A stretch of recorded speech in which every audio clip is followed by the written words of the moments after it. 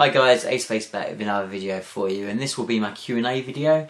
So thank you very much for everybody that has entered in questions both on my first video and on the Facebook page.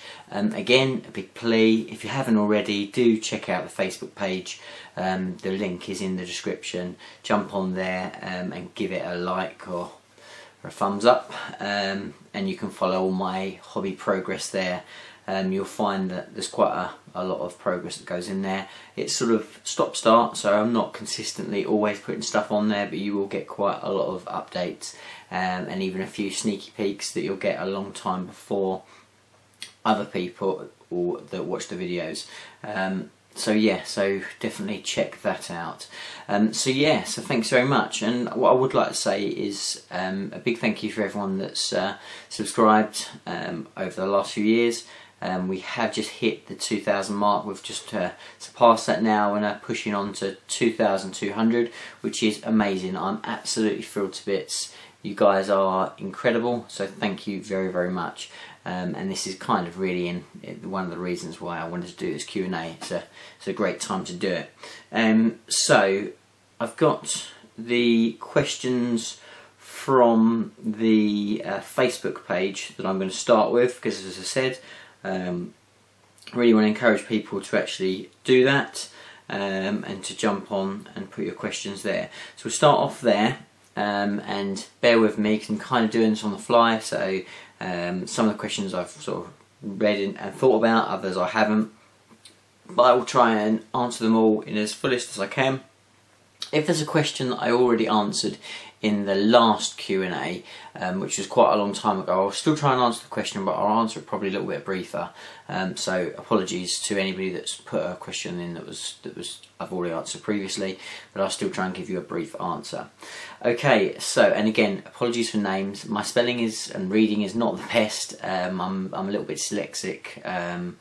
Really genuinely, so you know, apologies there.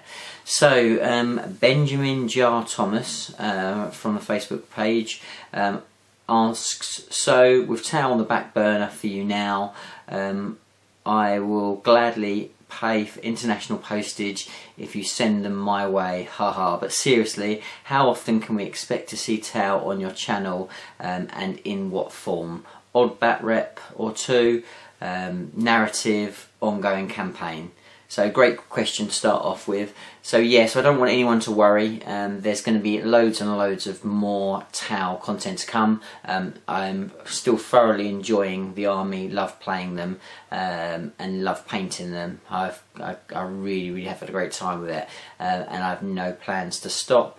I've painted a lot of Tau and I've played a lot of Tau, obviously, as you've seen in my videos, and it's a great opportunity for me now to play something different. So play back my Tyranids again, kind of get them back on the table and kind of sort of go back to that, you know, and also looking at other things. So obviously you've seen the World Eaters on the channel, something else that I'm kind of very excited about playing, and also even the demons that have sort of been on the back burner for a long time and you've not really seen much on the channel. I'm excited about getting them out and doing some stuff with them as well. So you know, it's not that I've fallen out of love with Tau, it's just that I played him an awful lot and I kind of want to play a few other things now.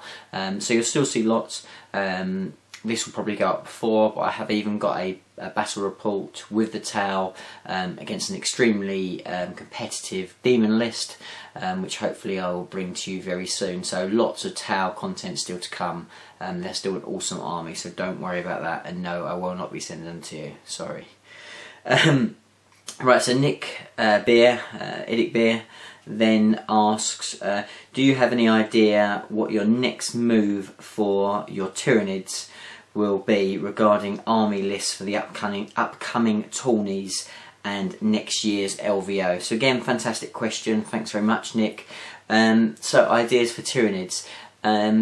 in the back of my mind, I hope that there'll be more updates before the Las Vegas Open next year. I have kind of committed to go, and obviously I want to go and I want to play my Tyranids.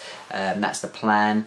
How exactly I want to field them, I'm not 100% sure. I still really seriously feel that by far the strongest build is around the like the Flying Circus list that you would have seen in my last battle report, and that I've played extremely successfully. That's my competition winning army, and it's awesome. But in Maelstrom and in a lot of the modified Maelstrom's competition lists, even though it's very fast and has a lot of mobility, just jumping on those objectives and off them is a bit of a problem. So they do suffer, and they really do struggle against some of the really sort of the newer armies. So against like Tau, for instance, you know, Eldar obviously, but Space Marines, as you've seen, you know, generally they do really struggle against them. Now they can beat them. I honestly think that, and you know, I'd be up for a rematch any time with Lawrence's Space Marines, because I'm convinced that on another day with the dice a little bit kinder to me, potentially a more friendly mission, and I could have even run away with that game, you know. So yeah, by all means, you know, I still think it's doable, but we do struggle a lot more. I'm really excited with the new Gene Stealer Occult stuff, and I think there's definitely some stuff we can do with that. You know, the access to telepathy and the dreaded invisibility is awesome. Also, you know, there's some solid troop choices in there. Still not really, believe it or not, actually downloaded the White Dwarf with all the kind of the rules for 40k, so I need to have a really good look at it. But pretty much, obviously, I know the formation, and that's, I think, is probably what I will start to try and play and try and get that involved. I also think that potentially a real kind of endless swarm stroke MSU, something like I played you, Nick, with, has actually got quite a lot of value in a kind of competitive style, the way that people are playing things at the moment. So that I've been sort of trialling around lists with that as well. So that's kind of what I'm thinking. It's still very much up in the air. I need to try a lot of things. I've got a lot of lists buzzing around in my head, but ultimately a sort of maybe a couple of extra bits would help us. A proper Decorium style formation that gives us some real solid benefits wouldn't go amiss. But we'll see. As I said, I'm kind of dedicated to do it, so I'll make it work, but it's not easy. Okay, so the next one, so this is Chris Clark. If money was no object and you could buy 3 things to supplement your Tyranid army, what would it be, and how would they integrate into your setup? Okay, interesting question. So, you know, as most people know, I've got pretty much everything as far as Tyranids, and I've got kind of loads of it. So it's a hard question to say what things would I buy to supplement that I'd integrate in the setup. But if money was no option, what would I buy? Maybe another Harridan. Give Harry a friend. It'd be quite fun to have 2 of them. I quite like having 2 of things. So that'd be pretty cool. What else would I like? I'd like more Biovores. Definitely, Biovores would be good. More pods. I've got a couple. I've only got a couple of pods, and I've got a couple of conversion ones. Some more of them. I hated building them, and I hate the model. But I suppose if money was no option, I could kind of just say to somebody, paint them in exactly my style, and I'll have them all ready to go. They're also a nightmare to transport, let me say as well. So that's that. I have, I think, 6 Flying Hive Tyrants. Could probably do with more of them. Sorry, I'm probably gone over my allocation of things, but it's a hard one. Yeah, I hope that answers your question. Matty Morgan. Following up from what Beer said, is there any other way you would play NIDS competitively other than flyer and spam? Is there any other way to play NIDS in a competitive level that you find works? Well, as I said, I pretty much kind of answered it in the other question. I think that there's quite a lot of value in MSU. I think aggressive infiltrating or aggressive deep striking is potential. There's definitely something there for me.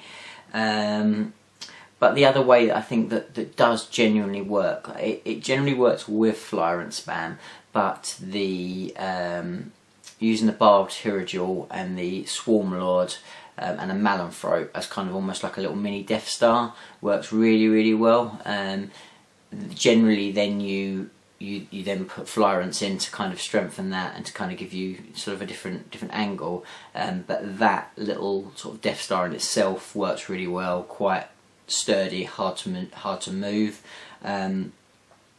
They've changed the rules in the ITC so you don't get the foot in cover thing, which will mean that the barbed Hierodule is not going to be quite as good, which is a bit of a frustration. But yeah, so that's kind of that's probably the best way I could answer that. I hope that answers your question anyway. What would be ideal way you would spend a whole what would be the ideal way you would spend a whole day or week? And that's from Richard W. Sessions Jr. What would be the ideal way that you would spend a whole day or week? That's a tricky one. It's a tricky one.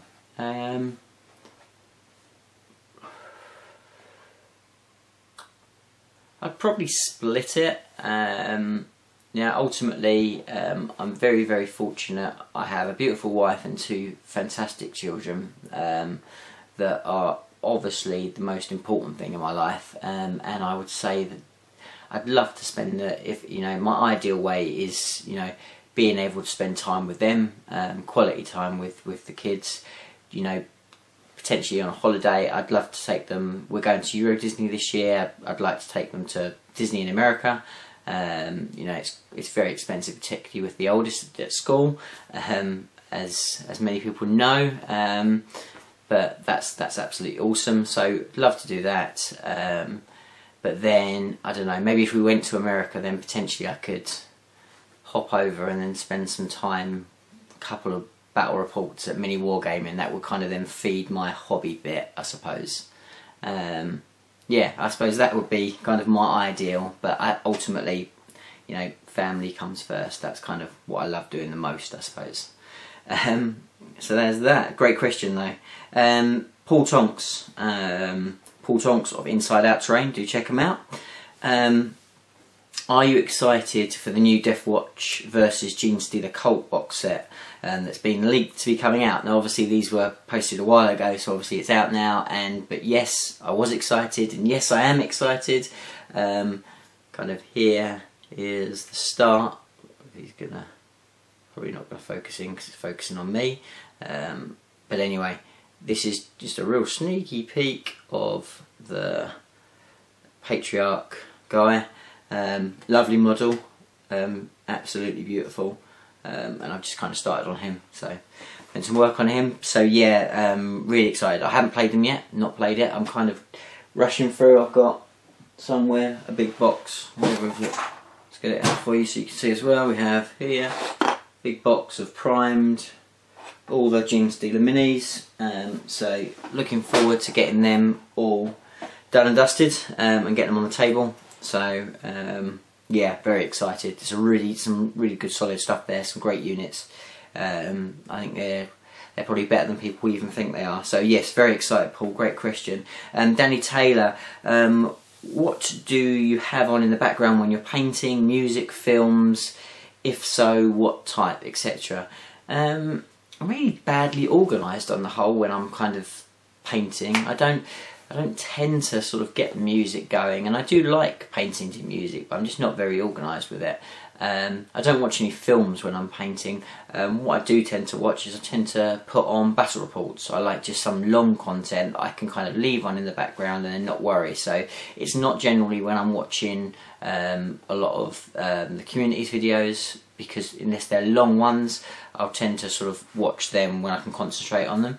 But I'll often put on what I really love is I love going over on Twitch and watching the full-length Frontline Gaming battle reports, because they're a good sort of hour and a half, 2 hours. Lots of witty banter all the way through, normally playing with some quite hardcore lists, and I quite enjoy just listening to them and kind of learning stuff around the sort of the competitive edge of the game. So that tends to be what I watch. But yeah, whatever kind of comes, there's no kind of rhyme or reason to it. I should get more organised and have my music all ready to go so I can get in the zone, but I'm actually not that organised. Great question again. Thanks Danny. That was Danny Taylor. So Adam Elliston asks, what setup do you use for recording, hardware, software? Again, awesome question. I don't think I've ever kind of really gone through it. So I put a video up through the archives if you want to see the hardware side of things. So I use it's a Canon like camcorder. So I don't use what a lot of YouTubers use, particularly that produce very good pictures, which are using LS. Can't even think what its name. LSRs. I can't remember. But basically the big cameras, you know, stills cameras, proper studio, all manual focus, really good quality cameras, SLRs. Now a lot of good YouTubers use them, and they are awesome. I decided when I changed over to this camera to go for a camcorder still, because I like the fact that it kind of manually focuses a little bit easier than some of those. For a sound quality and for a light quality, it's better on its own. Obviously what you can do to rectify that, these guys do, is they add additional mics and additional lights to make it better. This just has a better sensor for general use, so it's a bit more of an easy point and shoot, but it also gives you beautiful quality. So it's obviously it's a very high-end one, so it's not your simple camcorder. I think it was the best part of £1,000, so it's quite expensive bit of kit, but it's very user friendly. It's really nice to hold and nice to work with. It's got a good battery life, and all the memory is kind of in the externals of it, so you just download from the camera and it can hold loads of information. If I can remember, and I probably won't, I will try and put a link to that video below, but if not, just scroll through my videos and you'll see a video on all my kit. So that's my camera. I've got just a Volvo, whatever it is, laptop that I download my videos onto. It's quite quick, it's not too bad. I upgraded it a while ago to kind of get a better laptop to make things a bit quicker, so I use that, and I use Corel video software, which is a pretty good package. I've been using it pretty much since the start. It was the one that I kind of got on better with. I've trialled a few others, and it's good. The After Effects are not too bad. You can do overlays and things like that. There's quite a lot of factors in there. I am getting to the stage now with it that I'm finding that I want to do more, and I want to make things look more professional, because that's the stage that I am with my channel. So I'm starting to look at other places to go to potentially get a better quality, and I don't use, even though I have a lot of Apple software, I have a pad and a phone, I don't have an iMac, so I don't have access to all the Apple film software, which I believe is really good, but I'll probably go down potentially the Adobe route. I have had a trial, but I really struggled. I couldn't the editing I found very difficult, but sort of the sort of After Effects bit, which is what I really want to kind of concentrate on, That's kind of where I am with it. So I hope that answers the question. And also from a lighting point of view, I've got a daylight bulb, which is what I do all my battle reports under generally, that are here. That means that I don't have too many sort of shadows, and it's quite bright, and it's kind of, I've got so you guys, I would show it, but I'll kind of mess up the camera position. But it's kind of sprays out, so it gives quite a good coverage. And then I've got a overhead sort of hobby lamp with, again, daylight bulb, which is what I'm using here, focused on me, which is what I use to do my painting with. So a lot of daylight in the room, so it's really, really bright, not a lot of shadow, gives me a nice bright light. So hopefully you should see everything pretty crystal clear. That's the idea anyway. Okay, so next question, Carl Perkins. Why do you opt not to run a Riptide wing? This is a good question. So, couple of reasons. Actually, I only have 2 Riptides that are painted, so that's one reason. I do have a third, I've just not got around to building it and painting it because I haven't wanted to sort of run it. That has changed, and I do want to, but I haven't. That's why. So that's one of the reasons. The second reason is, as you've seen in my videos, and you've probably seen me kind of talking a lot about, I really, really, really love the Wyvaras. So for me, what the Wyvara can do in comparison to like a Riptide, to me, is significantly more. It gives you a lot more flexibility to do a lot with. Yes, it doesn't have the range of shooting, but because of its movement, it does still have very similar threat range, particularly to the Burst Tide. So I tend to much prefer the White Tides and their playstyle. They suit my playstyle, which is why I tend to go for them. And if you've got one or if you've got 2, you generally can't fit in the Riptide wing as well.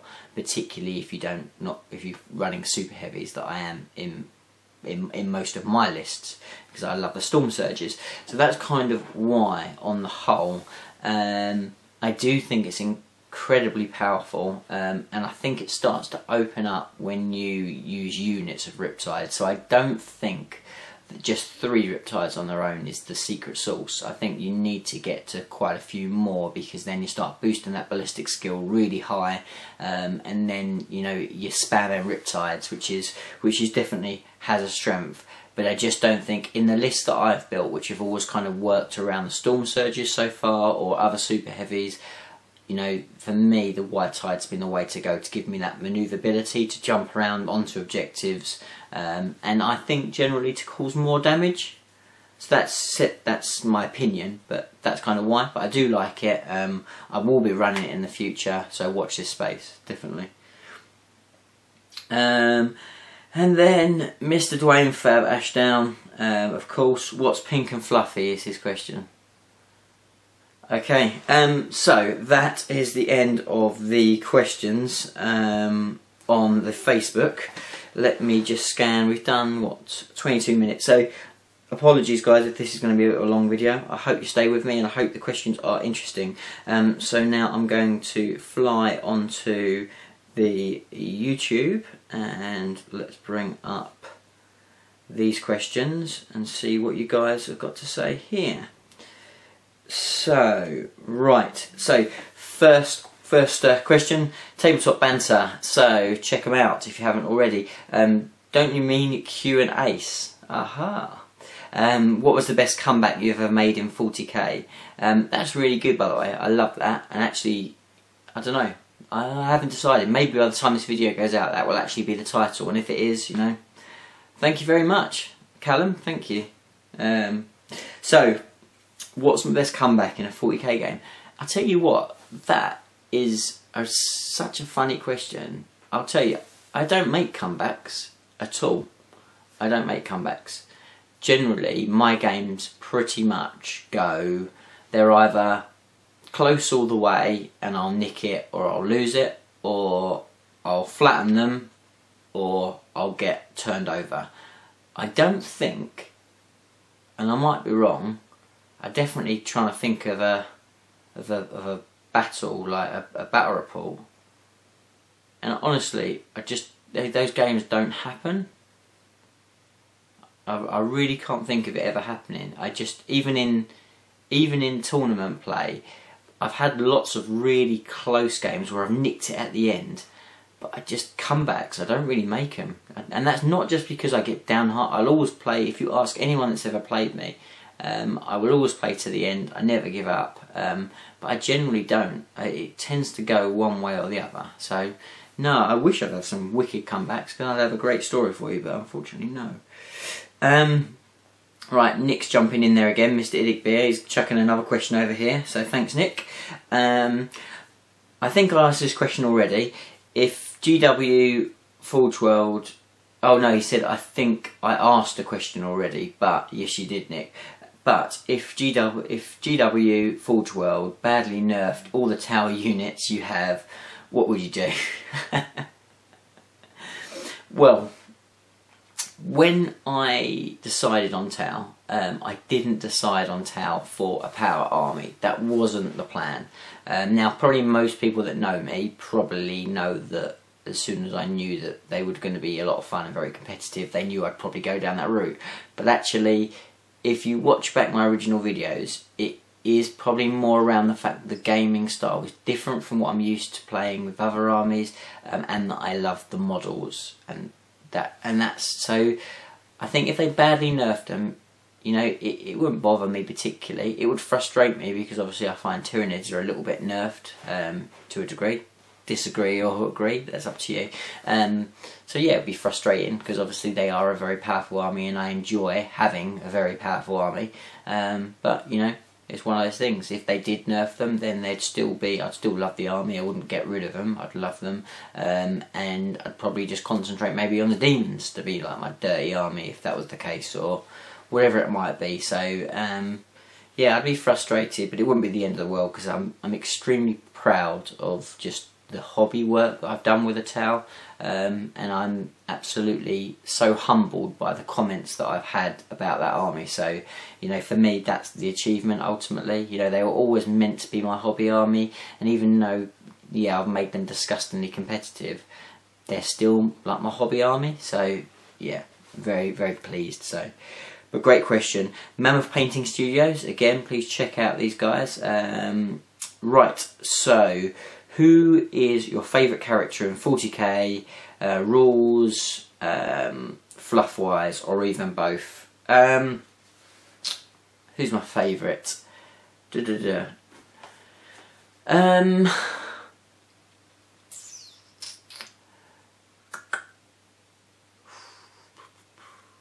Well, that's a really difficult question again. So difficult.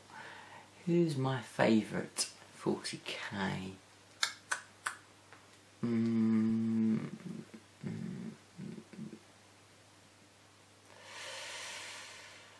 Wow, you've massively stumped me there. Massively.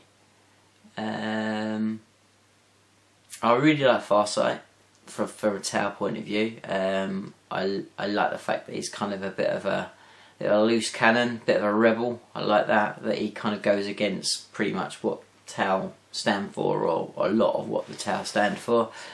So I like him.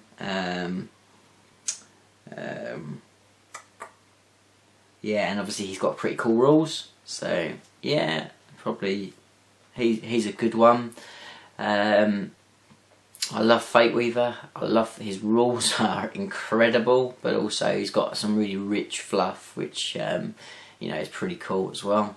And then let's just pick one from Tyranids, because we wouldn't be right without. It's got to be Death Leaper, isn't it? Death Leaper, really, really cool. Again, some funny rules and some pretty cool fluff to go with him. So I hope that answers that question. Fire Breathing Duck, or I think it used to be Derby Conway. So again, check them out. I'm not really going to put descriptions for all these guys there, but you know, in my previous video, do check them out or search them in. Some really cool channels in here. So, hi Ace, what are your thoughts on the ITC and EC tournament formats? So, interesting question again, all fantastic questions, so thank you guys. So, ITC and ETC, I don't know how much I've talked about this before, so I have a slight involvement in both camps. So ITC is the format that I really love because I feel that it balances the game slightly. It makes 40k is an extremely unbalanced game. It doesn't really work in the competitive scene on its own. That's fact. It's not produced to be a competitive game. It's produced to be a fun hobby game. That's GW's thing. They sell models and a little bit of fun rules on the other side. They don't really think massively much more into it than that. They expect two people to have a lot of fun and just to kind of put out what they want. That's kind of the principle behind it. It does make a very good competitive game, but it's not designed in that way, and that means there's always going to be a lot of unbalance in there, a lot of imbalance, and that's the fact. So ITC does try and take that imbalance with both the missions and the units and the rules and try and make them a little bit more balanced, so it's a little bit more of an open field and the competitive scene really works. And I love it, and I love the way that the guys at Frontline Gaming really support the community. For me, that's what it's all about, and they really do that. They're very energetic towards it, and they run some phenomenal tournaments.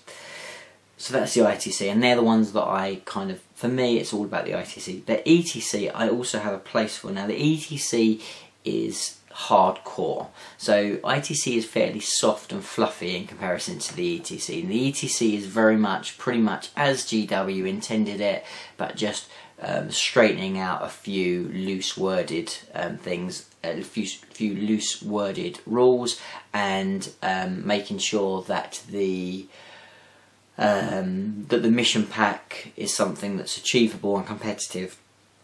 You know, and it is incredibly, probably the best players play ETC. I would expect, I'd hasten to guess.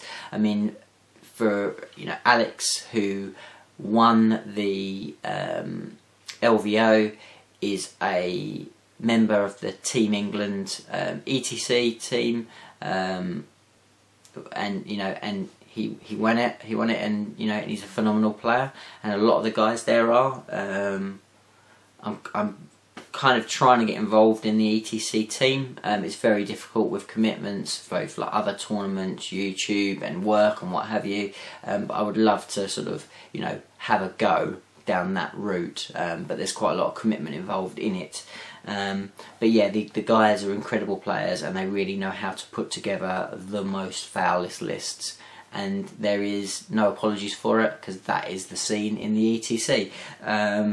So I don't knock it, it's just not my favourable style. The other thing I really love about the ITC is the way that they pull all the competition points and actually give you kind of like current leaderboards, you know, and for me, different race, it just really works. If you don't know about the ITC and you're interested in that type of thing, you're interested in competitive play, I'd really say look it up and actually see what it's all about, because it's I think it's really is the way forward. I'm heavily promoting it in the UK, and I want to try and support, you know, tournaments that want to run the ITC, because I think it's the future for 40k in the UK, if I'm honest.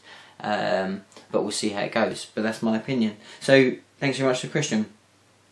Right, Leon Lob, I think is how you say your name, so apologies if it's not. It's probably very simple and I've just completely messed it up. So what are your views on what you see is what you get, counts as, etc.?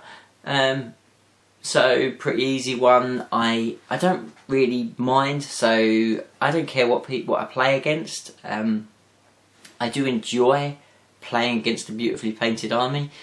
It's nice for me to see.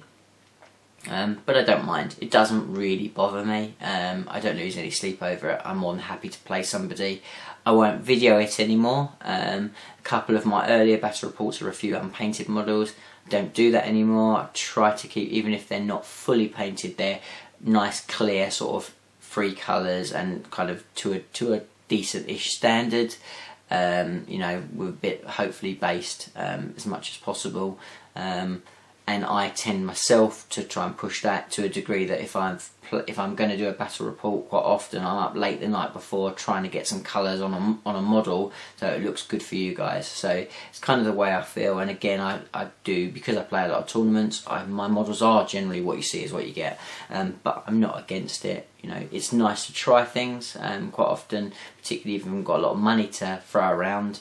It's a better way to trial it is just to proxy something, or you know, change your weapon loadout. So but yeah, so that's kind of that. Good question. Croy's Lair. So he started with, nice one John, enjoyed the LVO stuff. I'll throw in a couple of questions to keep you going. What army that you've not got or had would you like to get, and why? What's the best and worst thing about where you live, Marvel, DC? So really good questions, really good questions. So we're on the 34 minutes here, guys. So, but I'm going to try and get through these questions for you because they're so awesome. So thank you. So Croy's Lair. So basically, and check him out. He's got a channel, so check that out. Okay, so what army that I've not got would I like to get, and why? So Space Marines. I'd love to have a battle company. I'm doing my World Eaters at the moment, which obviously are Space Marines, but I'm not sure whether I could paint a whole battle company, just standard Marines with not a lot of character, just in a very set colour all the way through, including like their transports that I'd have to do for a battle company. But I would love a battle company because I genuinely really enjoy playing them. I think they're incredibly competitive, nice and fluffy, and I like the look of them on the table. So if someone could just paint me a battle company, you know, for free, that would be incredible. But yeah, I really, you know, I love that, and it'd be nice to have my own battle company. I would love a battle company. So that's kind of that question. The next part. What's the best and worst thing about where I live? What's the best part? Well, we moved about a year ago, and the best part of it is kind of where we live is quite new and fresh, and it's lovely. So it's great for the kids. So 2 young children. So as they grow up, I feel quite confident that they're going to be nice and safe around in the area. So that's absolutely awesome. It's nice and clean. So yeah, I think that's probably my area. It's in a good position. I'm not too far from London, so I'm quite in easy accessible positions quite a lot. What's the worst thing about where I live? I do find that if we talk about it from a hobby point of view, actually I think the more enthusiastic and sort of more competitive scene and tournaments and stuff like that, quite a lot of it seems to be up north. There seems to be more of a scene of it, and particularly around other games as well, so like other sort of systems that I'd really like to sort of be involved in potentially. Quite a lot of it seems up north, and that's quite frustrating because the journey is not easy, particularly when you've got like a family, you know, you can't always do that. My dogs are barking in the background. I might have to go and see them in a minute, but we'll have to see how annoying it gets. Right, so that's that. Yeah, I'm going to have to see them, guys. So I'm going to pause this. I'll be right back. Right, I'm back. Sorry about that. Yeah, so I think that's probably the frustrating thing about where I live. I'm guessing. I think. And Marvel or DC? Marvel, easy. No, I like DC as well, but I think Marvel by quite a way for me. I'm a massive X-Men fan. That's my comic of choice. That's what I love. I can't wait for X-Men and Apocalypse. That's gonna be awesome.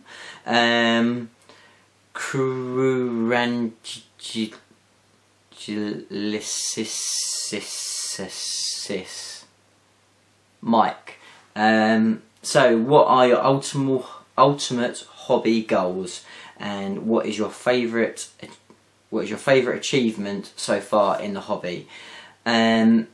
So I suppose my biggest achievement was just going to Vegas and doing the LVO. I never thought a few years ago that would be even something that I could do, and you know, it was a huge commitment to do, but it was such an experience. And even if I didn't do it again, just to be able to say I've done it and kind of gone and played with toys in Las Vegas, miles and miles from where I am, is, like, I'm really quite proud that I managed to do that.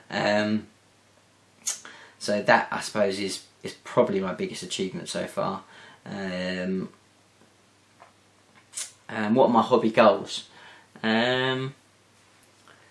So my big hobby goals at the moment is I really want my World Eaters to be the best work that I've done so far. So I'm incredibly proud of them. I mean, from in my opinion, they are. I've set the bar even higher than the Tau.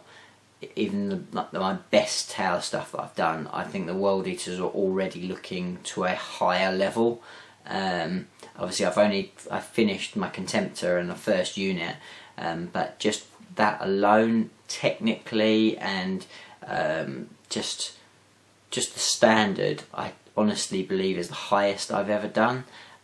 So I'm incredibly proud of that, and I think if I could manage to maintain that army to that level all the way through, would probably be a huge goal I would love to achieve. That would be absolutely awesome. I'm hoping it's achievable, because I don't necessarily see me getting so wrapped up in 30k from a competitive point of view, and as long as the competitive bug doesn't really bite me with it and I'm starting to rush things for tournaments, then I probably will get there. I'm hoping, fingers crossed. And also there's always other things that are getting in the way, because I'm trying to rush other things for tournaments. But hopefully if I keep chugging along with them and I keep the energy level and I keep it in the background, keep setting targets with it, then that will be a huge achievement. I'd love to see that army just be kind of the best that I can do.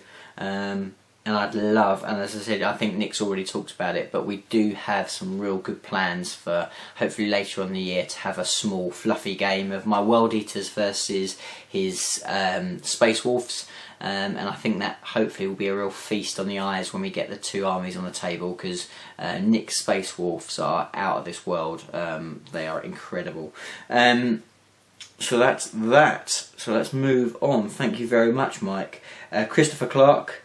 Have you ever played Necromunda? Did you enjoy it? Why? So I had Necromunda as a kid, when I was probably about, what, 14, something like that, I'm guessing. And I did, no, it must have been, I was even younger than that. I think it must have been about, might have been 12, 13. Anyway, I remember buying it, and I actually bought it at a Games Day, when Games Day were the old style Games Days, and they were like a lot of fun. Yeah, my dad took me and I bought Necromunda there because I think I had a test game and I thought it was so much fun. We played it, we used to play it on the coffee table, and it was a lot of fun. My younger brother sort of played one game, I played the other. I can't really remember what the rules were and how it played, if I'm honest. I remember it being fairly simple, and it was a lot of fun. So yeah, it was a good game. I do like skirmish games. It's just, the problem is I don't have a lot of time for hobbies because of family and a full-time job. So generally what I'm doing in my spare time is I'm hobbying, making, painting, whatever, and I'm playing 40k and I'm playing in competitions. So just squeezing lots of other stuff is a real struggle. But yeah, I like it. It's a cool game, very much. WargameSean, another good channel, check him out. What year did you start playing 40k? What got you into it? So 40k, I don't know exactly the year, I can't remember, but it was, I'm trying to think whether it was second, I think, so, might have been like 3rd edition, something like that. So it was when it was, so it was Space Marines and Orcs, and you had like almost like the cutout cardboard for dreadnoughts, and yeah, so it had the very kind of static orcs with like an axe, like the Bad Moons, and like the little Gretchens with the guns. That that was kind of, it was along kind of that era. I really can't remember, but I think I was around again, probably around 12, so I'm guessing it was sort of 2nd edition or 3rd edition, I think. That's when I started playing it, but to be honest, they were just like toys for me. I never really played the game so much. I liked painting, I liked just, like, we used to play floor hammer, so I've talked about this in the past, I think on a chat, but basically, yeah, we just used to like kind of collect. I used to like get lots of stuff and then just put it all on the floor. My dad worked with a guy who part-time worked for Games Workshop, and he used to be able to get the models like really cheap at like the weight of lead, which is, I think, was how they kind of were able to get it as staff at the time. So I used to, Christmas time, we used to get loads of models, all different armies, all different stuff, had tons. In fact, I was sort of Space Marines and Eldar, were the 2 armies that I had. And my brother had Chaos Space Marines, Chaos Demons and Tyranids, which is where I kind of saw them there. I got my first love of Tyranids from right back then. There was a massive big gap then after that when I kind of discovered girls, and it wasn't very cool to be involved in wargaming, so there's a massive big gap, and I only picked it up again sort of in 5th edition. So that kind of gives you an idea of kind of my journey, I suppose. And at that stage, I was old, so I didn't really give a crap. And since, I've been loving it ever since. So that's kind of that. I hope that answers your question. Great question again. Right, next question.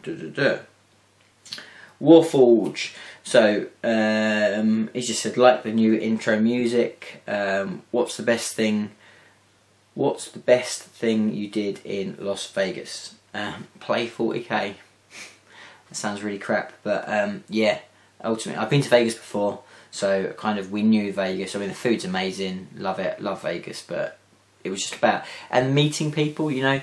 I suppose ultimately one of the most humbling things again was just actually a lot of people coming up to me and saying, you know, love the channel, love the army, you know, that's awesome, you know, to have that, you know. It was just really, it was mind blowing. And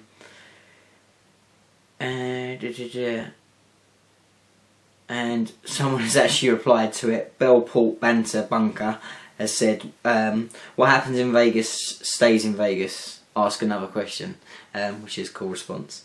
Next question, will I really am? And this guy, if I can remember rightly, I'll go through the question, but it's crazy. This guy's gone for a real kind of rules question, so I'll try and be as kind of decisive as I can, because we're now on, you know, probably about an hour. So a Wyvara versus a Void Shield generator. The Void Shield can be removed by Haywire effects because it has an armor value. A 2+ Haywire does in fact strip a Void Shield. This is the ITC, ETC, GW ruling. However, a Wyvara has its Haywire burst ability. Any hit that hit with a Strength 8 AP3 profile also then gets to hit the target with a separate Haywire shot. Here's the tricky bit. Void Shields are a separate layer. Hence, a D blast strips 1 layer, other weapons strip 1 layer. They are technically separate targets, so if a Wyvara hits 2 Strength 8 and strips 1 shield, does the Haywire burst effect actually kick in because the initial target and first void is gone? So in fact they can't be hit by the Haywire, or does the burst bypass this? Wow. I would say that they do carry over, I think is the easiest way to say, but it's a difficult one, hard to interpret because of the funny wording for the burst thing. But that's the way I would read it.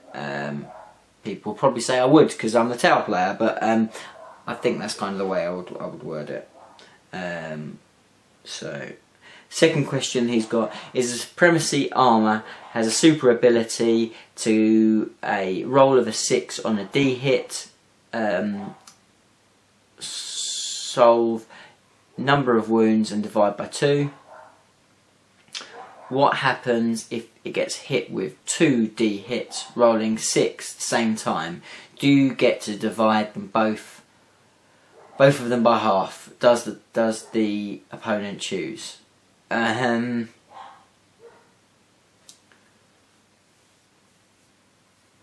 See, I would say they go at the same time, so they would both get. They wouldn't take the shield off until the end of that weapon shooting, if that makes sense.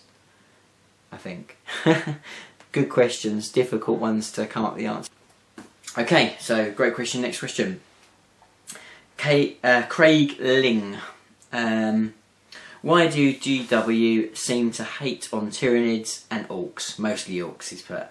And LEB underneath has put LOL, so true, but sad because these are my two forces. So why do they hate on Tyranids? I don't think they do. I just don't think they necessarily think or care about the balance, particularly. That's, I suppose, is what it comes down to. I think they probably learn a little bit maybe about it afterwards. They probably do hear the rumblings coming back, which is why they then probably plan to do other stuff. But I don't think they ever kind of take everything in and kind of go, oh, what this, you know, Elder are ridiculous, we need to do something about. I don't kind of get that, in my opinion. I just don't think they really care. It's not their thing. So we'll see. And I just kind of think it's almost a bit random. So I just think we've been, as a Tyranids, I think we've been pretty unlucky for a while. But I don't see there's anything against potentially we could be awesome soon. So I wouldn't ever say it's just the fact that no one likes Tyranids, but in GW. And the same with Orcs, really. I mean, less so with Tyranids, but I mean, Orcs, they're kind of like, the problem with them is I do think GW kind of do try and factor fluff in quite heavily, and Orcs are generally, they're just ferocious, kind of just blundering, massive, swarming greenskins. So, you know, they can't shoot, they can't really fight very much, but they're just aggressive, loads of them. But how do you kind of do that cinematically in a game? I don't know. I mean, obviously they're cheap points wise, so you can have quite a lot of them, but they haven't really necessarily thought of the cinematics behind the actual. They thought about that, but how does it work in with the game? I hope I'm making some sort of sense. What's your favourite part of the 40k fluff? I'd say the 30k fluff into the 40k is my favourite thing. I love kind of secession. Can't say it. I'm not even going to try and say it, but it's even in films. I like a kind of story, so even when things aren't necessarily absolutely awesome, I love to kind of see the tie-ins, so it plays on, and I think it's the same with a lot of people, particularly us geeks. We love that kind of Easter eggs hidden in there. You go, oh, I know that because this happened back then and this happened back then, and that's what I really love about 40k. So I love the kind of how everything kind of interacts. So like, even from from a chaos point of view, like all the chaos characters, how they started off as loyalists and their kind of story. I love that. The whole kind of everything around the Primarchs, but you know, all of it. Just I mean, it's all awesome. But for me, it's that kind of the bit I love about the fluff is how the kind of the story really has unfolded, and there's kind of a real richness and length of that, and that everything has kind of a real depth, which is kind of, you could talk to someone for hours about, which I love. Next question. Libby, or LEB. Where did you start competitive games? Would you suggest to start playing small tournaments at a local hobby store? Thanks for the tips, Ace. Keep up the good work. Cheers, mate. Thank you very much. I started competitive games, I think, yeah, so I started at doing the Games Workshop tournaments, Throwing Skulls, because they're quite friendly, quite light-hearted. There's an awful lot of kind of, it's more about the having fun bit, so that was a great start. But yeah, your hobby shop is a great place to start. Whatever you do, just dive in two-footed. Don't worry too much, you know. don't worry if you get smashed every time. Don't worry if you're kind of not as familiar with the rules as the play you're playing. 40k, nobody knows the rules properly. Everyone has to look rules up. Nobody knows it. Everyone argues. It's just the way the game is. So don't worry about it. Just have fun. And as long as you have fun, that's the most important thing. 90% of the players you play will be awesome, and the rest of them, who gives monkeys? So yeah, experience it, because tournaments are a lot of fun and you meet some amazing people. I've met some friends for life through tournaments that I wouldn't have otherwise, so you know, do check them out. Ratchet12653, what is your advice for someone building and painting a Harridan? So my advice with building and painting a Harridan: make sure you don't glue the wings, because you'll never transport the damn thing. So pin them and magnetise them, because they're so heavy. Don't use the silly little base you get. Make sure you either extend it like I did, or use a big base, because it's very, very heavy and it will break over. It will topple over and break your Harridan. That's what I will probably say. And just be careful when you prime the damn thing. It's got it's kind of loads of layers inside, so there's tons of detail, and it's kind of, to get into everything is quite difficult, so lots of thin layers, and make sure you've got into all the grey and all the white of the resin. Cool. Next question. Craig Ling, what changes would you make to the game rules wise? Ban Elder? No, that's not true. I would like D to be reduced, ultimately, I think. Make it ridiculously powerful, but maybe only have its stupid strengths against super heavies. Potentially that might not be a bad thing.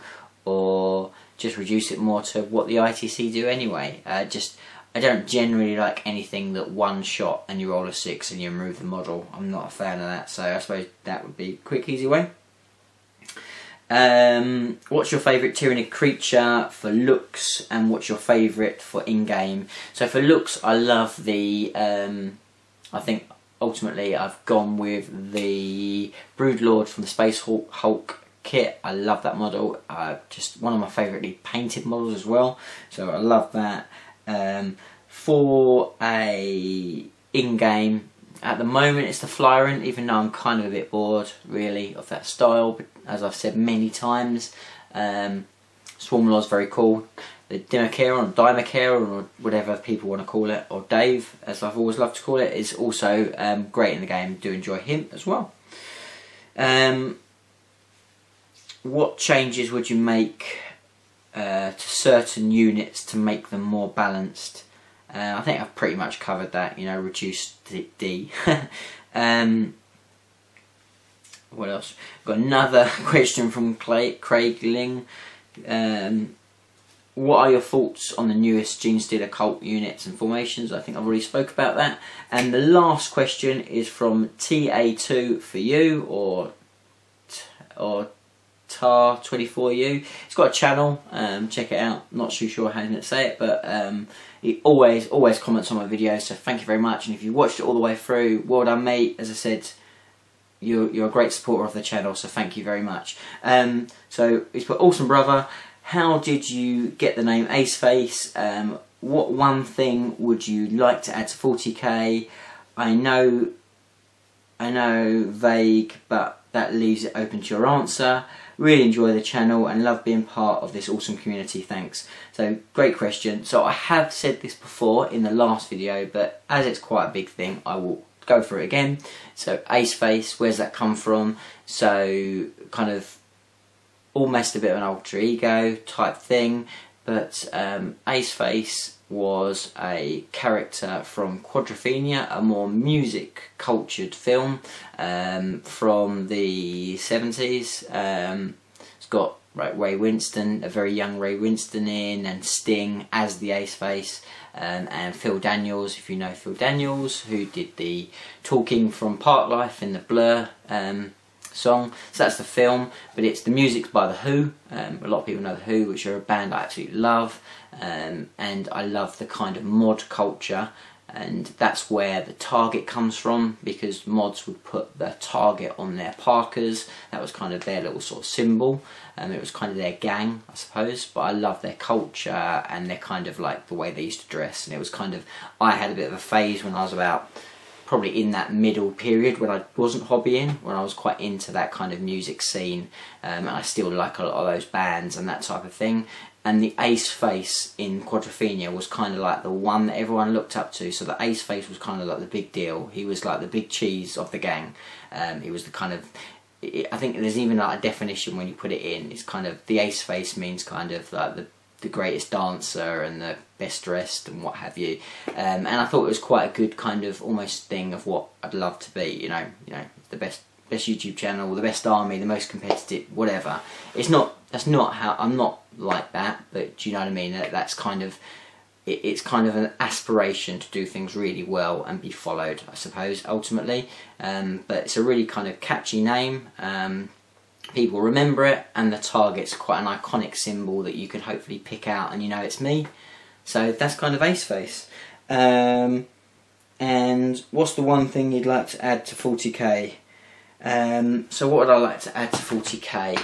Great question. I would love to, well, I'll give you a couple of things. So I'd love Primarchs in 40k, that'd be really cool, and I think that will eventually come back.